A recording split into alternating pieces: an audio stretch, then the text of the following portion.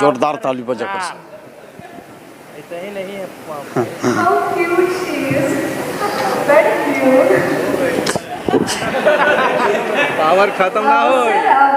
Please मुझे allow कीजिए कि मैं 2 शब्द कहूँ। आपको हमेशा आपके गाने सुने थे, आपकी आवाज़ इतनी सुंदर है कि सुबह से शाम के आगे भी आपको आराम से। देखिए सुपरस्टार पवन सिंह के जो गाना आया है आदि शक्ति से, काफ़ी दिनों के बाद ये लॉन्च हुआ है पवन सिंह के गाना, लेकिन ये बहुत बड़ी जो गाना है लगातार आदि शक्ति कंपनी में काफ़ी प्यार दुलार मिल रहा है आदि शक्ति फिल्म्स से, यानी सुपरस्टार पवन सिंह।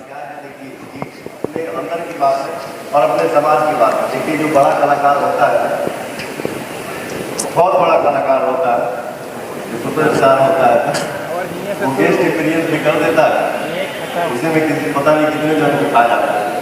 तो आस्था जी आप सुपरस्टार है, हो गई है, ये हमारे